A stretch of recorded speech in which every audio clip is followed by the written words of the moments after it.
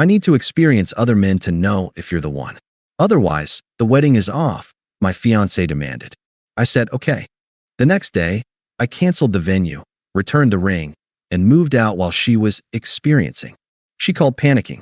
I said, wedding's off. Enjoy, and hung up. Hey viewers, before we move on to the video, please make sure to subscribe to the channel and hit the like button if you want to see more stories like this. Thanks. The final invoice for the caterer was sitting on the kitchen counter, a stark reminder that in 73 days, I was supposed to be a married man. I wasn't nervous. I was settled. In a good way. The kind of calm that comes from knowing you've built something solid. I'd spent the evening cross-referencing honeymoon hiking trails in Iceland, my laptop warming my knees, while Sarah flipped through a bridal magazine on the other end of the sofa. The silence between us was the comfortable kind, or so I'd thought. But when I glanced up, I saw the tension. It was in the way her thumb tapped a frantic rhythm against the glossy page, in the tight set of her jaw. She wasn't reading. She was rehearsing. You're quiet tonight, I said, closing my laptop. She flinched, as if I'd caught her at something. Just tired. Wedding stuff is a lot. We're through the worst of it. It's just the fun details now. I offered a smile. Unless you're having second thoughts about the chocolate fountain. She didn't smile back. She closed the magazine with a sharp slap. Actually, Jake, we need to talk. About the wedding. About us. A cold trickle, like the first drop of ice water, slid down my spine. Okay, talk. Is it the budget? Because we can scale back the, it's not the money, she interrupted, her voice unnaturally steady. She turned to face me, tucking her legs beneath her. Her expression was a strange mix of resolve and pity that made my stomach clench. It's foundational. Foundational. I repeated the word, trying to mine it for meaning. The foundation is that we love each other. That we want a life together. That's pretty solid, Sarah. But how do we know? She burst out, her hands fluttering. How do I know? Know what? That you're the one. She said it like it was a term she'd studied in a textbook. Jake, you're the only serious relationship I've ever had. We got together in college. What if I'm settling? What if there's someone out there who is a better fit for me, and I'm just choosing you because you're here? Because you're safe and familiar? The ice water was now a full stream, freezing my insides. Are you saying you have feelings for someone else? No, not specifically. It's not about a person. It's about an experience. A certainty. She leaned forward, her eyes gleaming with a zealous, self-absorbed light. I need to experience other men. To date. To be with other people. To be sure. Otherwise, I'll always wonder. And I can't go into a marriage with that kind of doubt hanging over me. It wouldn't be fair to either of us. The room tilted slightly. I heard the words, but they seemed to bounce off a newly formed layer of numb shock. So, you want to break up? The sentence felt foreign in my mouth. No. God. Jake, you're not listening. She sighed, exasperated, as if I was a slow student. Not break up. Just press pause. You wait for me. I go out. I have my experiences. I live a little. And if, after I've seen what's out there, I choose you, then I'll know it's real. It'll be unshakable. And the wedding will be back on, stronger than ever. She paused, letting the monstrous logic of it hang in the air between us. When I didn't speak, she added the kicker, her voice softening into a manipulative croon. Otherwise, the wedding is off. I can't commit with this uncertainty. Don't you want me to be sure? Don't you want a wife who is 100% irrevocably certain you are her person? If you love me, you'll understand this is for us. I stared at her. The woman I'd planned a future with, whose family I'd sat through countless dinners with, whose dreams I'd memorized, was gone. In her place was a stranger wearing her face, speaking a language of breathtaking selfishness. The love I felt didn't vanish. It curdled, hardening into something cold and heavy in my chest. I needed absolute clarity. I needed to hear her say it in the plainest terms possible. My voice, when it came out, was disturbingly calm. Flat. Let me make sure I understand. You are formally requesting that I, your fiancé, put my life, my heart, and my dignity on indefinite hold, while you, my fiancé, go out and sleep with other men. This, field research, is to determine if my value is high enough to ultimately earn the prize of being your husband. Is that the proposal? Her face flushed with irritation. You're twisting it. You're making it sound so cheap and transactional. It's about emotional and experiential verification. It's about knowing. The question stands, Sarah. Is that what you are asking of me? She crossed her arms, defiance solidifying her features. Yes, that's what I need. For us. For a long moment, there was only the sound of the refrigerator humming in the kitchen. I looked at the woman on my sofa, at the engagement ring glittering on her finger, the ring I'd spent 4 months saving for. I saw the utter conviction in her eyes, the complete lack of awareness of the nuclear weapon she'd just detonated in the center of our shared life. She truly believed this was a reasonable, even courageous, request. The future I'd seen, the house, the trips, the quiet years growing old together, dissolved like mist. All that was left was the stark, simple truth of the person in front of me. I nodded, slowly. Okay, I said. The single word hung in the air. Relief flooded her features. The tension melted from her shoulders, and a sweet, triumphant smile spread across her face. She'd won. She'd gotten her way. She uncurled herself and moved to hug me. I knew you'd understand. This is for the best. For us. I stood up before she could reach me, her arms closing on empty air. I'm tired, I said, the flat tone still in place. I'm going to sleep in the guest room. Oh, okay, she said, the smile faltering only slightly. She mistook my shock for noble sacrifice. We can talk more in the morning. I love you. I didn't answer. I walked down the hall, closed the guest room door behind me, and leaned against it. In the dark, silent room, the plan began to form. Not a plan of anger or revenge, but of silent, total severance. The okay hadn't been agreement. It had been a detonator, and I had just pressed it. I didn't sleep. I lay in the dark guest room, on a bed that still smelled of storage, and watched the digital clock on the nightstand bleed from red number to red number. The initial shock hardened into a crystal clear, cold certainty. There would be no conversation in the morning. There was nothing left to say. Her proposal wasn't a negotiation. It was a statement of my worth to her, contingent, probationary, subject to comparison. My only power now lay in my response. As the first gray light of dawn filtered through the blinds, I moved. I started with my phone, silencing it. I dressed in jeans and a plain t-shirt, clothes for moving, for working. I packed a single duffel bag from the guest room closet with essentials, a week's worth of clothes, my toiletries, my passport, and important documents from the fireproof lockbox. I took only what was unequivocally mine, or what held no memory of her. The sweater she'd bought me for our first Christmas stayed folded in the drawer. The book of poetry she'd inscribed with a sweet note remained on the shelf. I worked with a methodical silence that felt both alien and right. This wasn't a heated escape. It was a strategic withdrawal. My first call was at 8:01 a.m., the moment the wedding venue's office would open. I stood in the empty kitchen, the final caterer invoice still a mockery on the counter. Yes, hello, I said, my voice perfectly, politely flat. This is Jake Wilson. I have a wedding reservation for September 15th. I need to cancel it immediately. The coordinator on the other end, a woman named Diane who had gushed over our love story months ago, made a sympathetic noise. Oh, I'm so sorry to hear that. Is everything all right? Would you like to discuss rescheduling? No. A permanent cancellation. Death in the family. The lie was smooth and cold. I understand we will forfeit the deposit. That's fine. Please email me the formal cancellation confirmation and any final invoice. Of course, Mr. Wilson. I'm so very sorry for your loss. Thank you. I hung up. One by one, I dismantled the future we'd built. The caterer, the photographer, the band. Each call was a variation of the same. Polite, firm, final. I cited the same fictitious family tragedy. I accepted every financial penalty without argument. Money was just a number on a screen. My freedom from the spectacle was priceless. The final piece was the ring. I drove to the jeweler in the quiet part of the morning.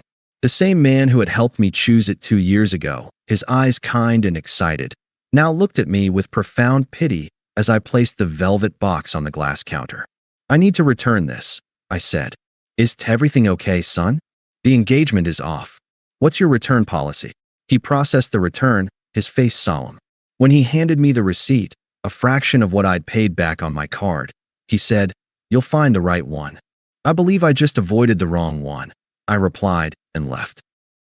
Back at the apartment, the silence was profound. Sarah was still asleep, or perhaps pretending to be. I finished packing a few boxes of my books, my laptop, the small toolbox that was mine. I left behind the framed photos, the shared throw blankets, the set of dishes we'd picked out together. I wanted no relics. As I carried the last box to my car, a memory flashed, unbidden and brutal. The night I'd proposed. It had been on a pier overlooking the lake, not original, but hers.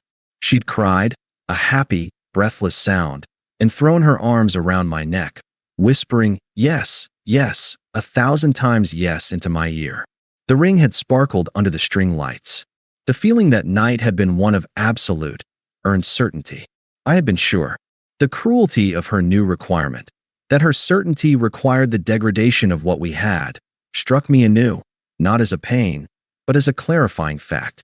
That night on the pier, I had been proposing to a ghost. I left the apartment key on the kitchen counter, right on top of the caterer's invoice.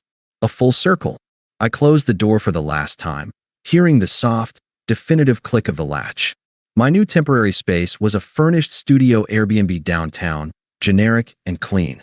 It smelled of citrus cleaner and neutrality. I set my duffel bag down on the bare wooden floor. The emptiness of it was a relief. That's when my phone, now on silent but set to vibrate, began to dance on the kitchenette counter. Sarah. I watched it buzz until it stopped. A minute later, it started again. I didn't touch it. Then, the notification for a voicemail appeared. I poured a glass of water. I sat on the stiff sofa. I took a slow sip. Then, and only then, I played the message. Her voice filled the sterile room, tinny through the speaker, laced with a confusion that was already curdling into anxiety. Hey, I just got home. Where are you? Some of your stuff is, did you go to your mom's? I tried calling, but it went straight to voicemail. That's weird. Call me back. The date was fine. Word to talk about. I need to hear your voice. Just call me, okay? A pause. A shaky breath. Okay. But, there it was. The date was fine. She'd done it. She'd started her experience immediately, the morning after her ultimatum. She'd had coffee, or maybe more, with some other man, while I was methodically erasing her from my future. The last, faint ghost of doubt. Maybe she'll wake up and see how insane this is, evaporated. I didn't save the message. I deleted it. Then, I went into my settings and blocked her number. The action felt less like an emotional decision and more like a necessary security protocol. Finally, I sent 2 texts. One to my parents. Wedding is off. Sarah and I are done. I'm safe and okay. Please don't ask for details right now. I'll explain soon. I love you. One to my best friend, Mark. Called off the wedding. It's done. Don't need to talk. Just didn't want you to hear it from the rumor mill. Getting some space. His reply was almost instant. Holy shit. You okay? My couch is yours. I'm okay. Thanks, man. I turned my phone off.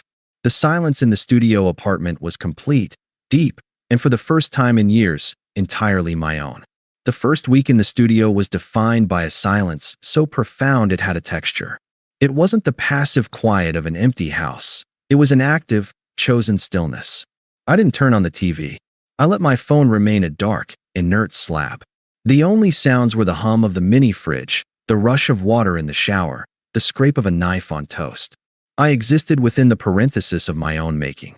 The sleep I'd missed the night of the ultimatum caught up with me in heavy, dreamless waves. I'd crash for 10 hours, wake disoriented, and make coffee in the silence, staring at the brick wall of the building opposite. The initial, adrenaline-fueled clarity of my actions settled into a low, steady hum of grief. But it was a strange grief.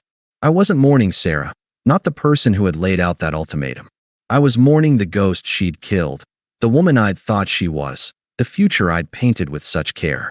It was like grieving a character in a book who had a terrible, abrupt ending. The unfairness of it would rise in my throat sometimes, bitter and metallic. I had been loyal. I had been planning a life. I had saved. I had listened. I had shown up for her family's dramas. I had learned to love the terrible indie films she adored. I had done everything you're supposed to do. And my reward was to be placed on a shelf like a product awaiting quality assurance, my value to be determined by a market test I never agreed to. One afternoon, standing in the sterile kitchenette, the question finally surfaced from the depths. Was I not enough? As soon as I thought it, I knew it was the wrong question. It was the trap she had laid. The question wasn't about my value. It was about her inability to recognize it. It was about a hole in her that no other person could ever fill, a bottomless pit of need for external validation she called certainty. My crime wasn't being inadequate. My crime was believing my adequacy was the point. With that realization, the last tether of confusion snapped. The grief began to recede, not completely, but enough to see the shore. I turned my phone back on, bracing for an onslaught. A few concerned texts from my parents and Mark, which I answered with brief, reassuring replies. Nothing from Sarah's number. It was still blocked.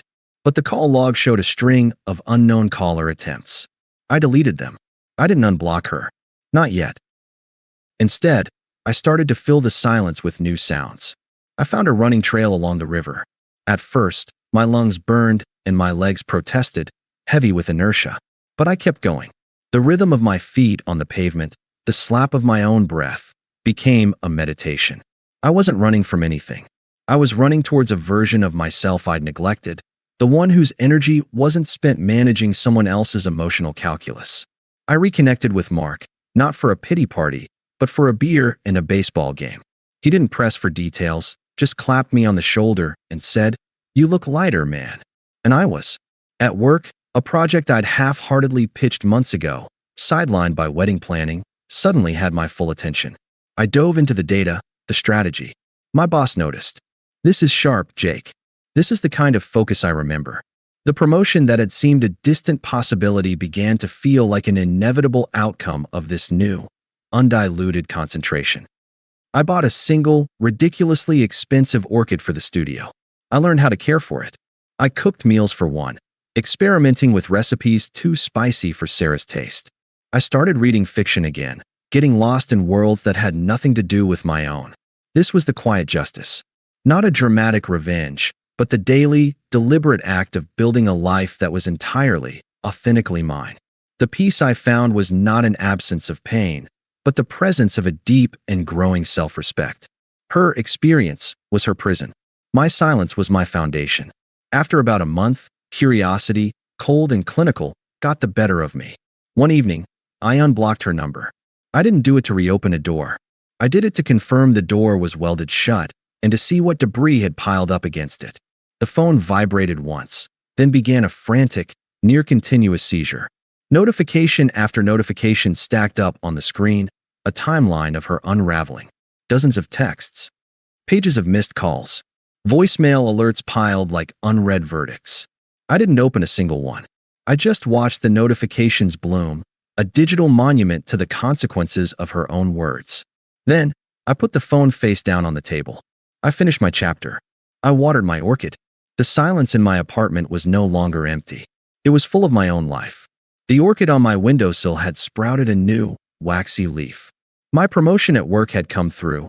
A new title, a significant raise, an office with a view of the river I now ran alongside. My peace was no longer a defensive silence. It was an active, thriving state. The notifications that had flooded my phone when I'd unblocked Sarah sat like a sealed archive. I hadn't opened them. They were evidence, not for me, but a testament to the path I'd chosen not to walk. Curiosity, however, is a cold companion. One rainy Saturday, with a book in one hand and a cup of coffee in the other, I finally opened the text thread. It was a cascading timeline of a collapse. Stage 1, confusion and frustration, the first 48 hours. "Jake, why did you block me? We need to talk about this like adults. You can't just run away from a conversation. This is childish. My mom just called. The venue said the wedding is canceled due to a death in the family. What the hell did you do? What did you tell them? Call me. Now." Stage 2, the panic pivot, week 1 to 2. The tone shifted from anger to wheedling manipulation. "Okay, I get it. You're hurt. I'm sorry I hurt you. But you're overreacting. Can we please just talk? The experience thing, it's not what you think. It's making me realize how good we had it. These guys are awful. They're so self-absorbed. They just want one thing. I went on 3 dates. 3. That's all it took. I get it now. You're the one. I'm calling it off. Please answer me. I'm at our apartment. Where are you? It feels so empty without you here." Stage 3, desperation, week 3 to 4. The messages grew longer, more unhinged, punctuated by late-night sends. I told my parents we had a fight, that you needed space. They think you're being unreasonable. I'm defending you. Please, just give me a chance to fix this. I can't sleep. I keep thinking about the way you used to make tea for me when I was stressed. No one does that. No one knows me like you do. I'm ending the experiment. It's over. I choose you. I am certain. Do you hear me? I am sure. The wedding can be back on. We can reschedule. Just say something. Jake, I'm scared. I need you. This isn't what was supposed to happen. I read them with a detached, clinical interest. There was no pain, no longing. Just the observation of a predictable algorithm, anger bargaining pleading. The subtext of every message was clear. My experiment yielded unsatisfying results. Please resume your post as my primary comfort provider. I was about to close the app when my phone buzzed in my hand. Not a text, a call. Melissa, Sarah's sister. I let it ring 3 times. This, I decided I would answer. Not for her, but to set a boundary that would hopefully filter back. I accepted the call. Melissa. Jake. Finally. Oh my God. Do you have any idea what you're doing? Her voice was a burst of accusatory static, devoid of greeting. Sarah is a wreck. She's devastated. She can't eat. She can't sleep. What you're doing is so cruel. I waited a beat for her to finish. Is there a specific reason you're calling? The reason is you need to stop this ridiculous silent treatment and act like a man. She made a mistake, okay? A tiny, human mistake. But you're blowing up your entire future over a little fight. You're destroying everything. There was no fight, Melissa. I said, my voice calm and low. She issued an ultimatum. I accepted it. The wedding is off. My decision is final. An ultimatum? She said she just needed some reassurance. A little space to feel sure. You're twisting it because your pride is hurt. For God's sake, she loves you. Are you really going to throw away 5 years because your feelings got bruised? Be the bigger person. Call her. I could see the family script playing out perfectly. Sarah had spun the story, minimizing her demand into a vague need for reassurance, painting me as the petulant, prideful villain. I am being the bigger person, I replied, the phrase feeling new and true in this context. By removing myself from a situation where my commitment was treated as a conditional subscription. I'm not discussing this with you. Do not contact me again. You're being an ash. I ended the call. I then blocked Melissa's number. The action felt clean, surgical. The text from Sarah's number, now unblocked and thus able to come through, began again with renewed frenzy. They were no longer paragraphs, but shattered fragments. Did my sister call you? Please don't listen to her. Jake. Answer me. I'm sorry. I'll do anything. Then, they stopped. For 2 days, there was nothing. The silence felt different, charged, like the air before a lightning strike. It broke at 2:17 a.m. on a Tuesday. My phone, on silent, lit up with the familiar number. It went to voicemail. A minute later, the notification appeared. This one I played. I needed to hear the end of the story. Her voice was a raw, venomous scrape. All pretense of sadness, all manipulative sweetness, was gone. This was the core, exposed and furious. You arrogant prick. She spat the words. I could almost see her, face flushed with rage, alone in that apartment we used to share. You think you're too good for me now? You think you won some kind of moral victory?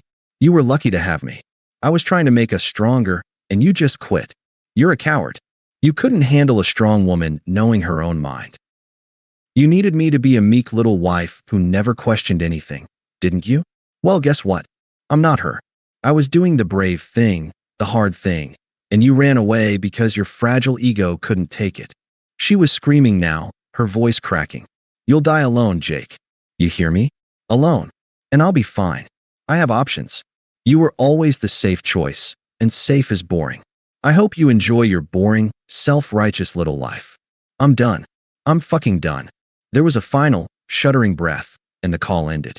In the dark of my apartment, I felt nothing but a profound, settling finality. The mask had not just slipped. It had been hurled against the wall and shattered. This was the true product of her experiment. Not certainty, but corrosive resentment. She wasn't angry because she missed me. She was angry because I had revoked my consent to be her safety net, her control subject. I had taken her safe and boring option off the table, and in doing so, revealed her terrifying freedom. She hated me for it. I saved that voicemail, not to torment myself, but as a bookmark, the final page of that particular chapter. The next morning, I blocked her number again, this time permanently. The gallery opening was Mark's idea. His girlfriend, Chloe, was a talented ceramicist, and one of her pieces had been selected for a small downtown collective show.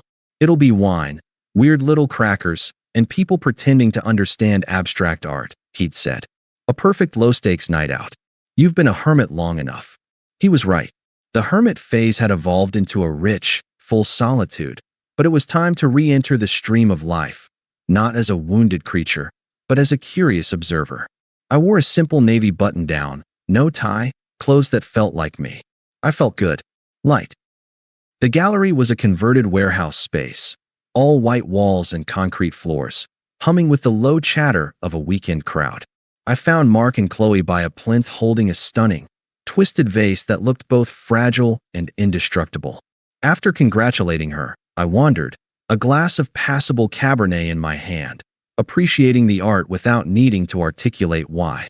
That's when I saw her. Sarah was standing near a large, splattered canvas, looking at it, but not seeing it. She was with a friend I vaguely recognized, and she looked diminished. The vibrant, demanding energy she'd always carried was muted. Her shoulders were slightly hunched, and even from across the room, I could see a tired tension around her eyes. The experiences hadn't filled her, they'd sanded her down. She was staring into her wine glass as if it held the answers. Our eyes met. Hers widened, a jolt of pure, electric recognition flashing through them, followed immediately by a flood of confusion, hope, and sheer panic. She whispered something to her friend, who glanced over at me with a judgmental frown. Sarah smoothed her dress, a little too dressy for the venue, and started walking toward me. There was no avoiding it without causing a scene, and I had no desire to flee. My piece was portable now. She stopped a few feet away, her eyes drinking me in. I knew what she saw. A man standing easily, his face relaxed, his eyes clear. I had gained a little muscle from running, lost the subtle, constant stress line between my brows. I looked, simply, like I was okay. "Hi," she said. Her voice was softer than I remembered. "Wow, you look really good." "Hello, Sarah," I said. A polite, neutral tone. The tone you'd use with a former colleague you hadn't seen in years. She flinched, just barely, at the coolness. She took a half step closer. "Can we talk? For just a minute? I've been doing a lot of thinking. A lot of therapy, actually." She said the last part like it was a credential, a badge of work done. I didn't move. "Sure." She took a shaky breath, her words tumbling out in a rehearsed rush. I was an idiot. What I asked for was monstrous. I see that now. I was scared and insecure, and I externalized it in the most toxic way possible. I treated you like an option, and you were never that. You were my choice. I just didn't know how to know it. I listened, my expression unchanging. She was saying the right words, the words I might have once sold my soul to hear. Now, they were just sounds. "It's okay," I said when she paused. "You don't need to explain." Her face lit up with fragile, desperate hope. She mistook my lack of anger for absolution. "So you forgive me?" That's when I gave her the final gift of clarity. "There's nothing to forgive, Sarah." I took a small sip of my wine, my movements calm. "Your request was a gift. It was the clearest, most honest thing you ever gave me. It showed me, in high definition, exactly what our marriage would have been, a perpetual audition. I wasn't being asked to be a husband. I was being asked to be the winning contestant on a game show I never agreed to enter. So, I removed myself from the competition." Her hopeful expression froze, then began to crack. I continued, my voice even, focused on my own revelation. "And I've discovered something profound in these last months. The certainty you were looking for out there." I gestured vaguely to the world outside. "I found it in here." I tapped my chest, just once. "The certainty that I will never again tie my worth to someone else's validation tour. That piece is more valuable than any passionate what if. For that lesson, I am actually grateful." Tears welled in her eyes, but they were tears of frustration, of a plan failing. "But I know now. I'm sure. You're the one." I've never been more certain of anything in my life. I nodded, as if acknowledging a reported fact about the weather. "I believe you are." She blinked, confused by the lack of victory. "And it doesn't matter," I said, finishing the thought. My certainty is the only one that governs my life now. And I am certain that I will never be with someone who needs to test my value against a lineup of strangers. That paradigm is beneath me. I hope you find what you're looking for, Sarah. Truly, I saw it then. The full, devastating understanding crashing over her. She was certain, and her certainty had arrived at a closed door, a door she had bolted shut herself. She was holding the key to a room that no longer existed. Her mouth opened, but no sound came out. The friend was hovering now, looking concerned. I offered her a small, final, polite smile. The smile of a man closing a business transaction that had long been settled. Enjoy the show. I turned and walked back toward Mark and Chloe. Mark raised an eyebrow. Everything cool? Yeah, I said, and I meant it. My heart rate hadn't even elevated. Everything's fine. I glanced back once, out of human curiosity more than anything. Sarah was still rooted to the spot, her friend's arm around her shoulders, staring at the space where I had been standing. She looked utterly, completely alone in the middle of the crowd. I turned my attention to Chloe's vase, to the conversation, to the rest of my life. The noise of the gallery faded into a pleasant background hum. The silence I had cultivated, the peace I had built, it wasn't around me anymore. It was within me, and it was unshakable. Thanks for watching. Make sure to subscribe to the channel and hit the like button. What do you think about this story? Share it in the comments.